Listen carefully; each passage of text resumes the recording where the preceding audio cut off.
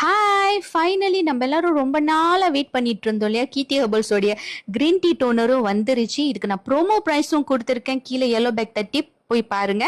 நெறைய பேர் இன்னும் டோனர் எப்படி பாய்க்கணும் அப்படின்னு கேட்டுட்டு இருக்கீங்க. ஸோ நீங்க நல்லா கிளென்சர் இல்லைன்னா நம்மளோட செஃப்ரன் சோப் போட்டு கழுவினதுக்கு அப்புறம் நல்லா காஞ்சதுக்கு அப்புறம் அதுக்கப்புறம் இந்த மாதிரி ஒரு காட்டன் பேட் எடுத்து கொஞ்சமா அந்த டோனர் போட்டுட்டு இந்த மாதிரி தொடச்சிட வேண்டியதான்.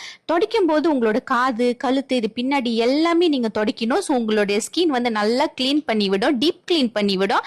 அதுக்கப்புறம் ஓப்பன் பாஸ் இதெல்லாமே இருந்துச்சுன்னா அதுல இருக்கிற அந்த அழுக்கு எண்ணெய் அதெல்லாமே உங்களுக்கு வெளியாக்கி இன்னும் ஏதாச்சும் அழுக்கு இருந்துருச்சுன்னா அதையுமே உங்களுக்கு வந்து வெளியாயிரும். இன்னும் கொஞ்ச நேரத்துல எல்லாத்தையும் தொடச்சிட்டு எவ்வளவு அழுக்கு வெளியாகுதுன்னு நீங்களே பார்க்கலாம். இது நீங்க டெய்லி செய்யணும். ஒரு நாளைக்கு ஒரு வாட்டி செஞ்சா கூட ஓகே தான். ஸோ எனக்கு நீங்க நல்லா பாருங்க, அந்த காட்டன் பேட்ல தெரியுதா இது எல்லாமே அழுக்கு வந்து இருக்கு. யாருக்கு வேணுமோ கீழே இருக்கிற yellow பேக்ல போய் பர்ச்சேஸ்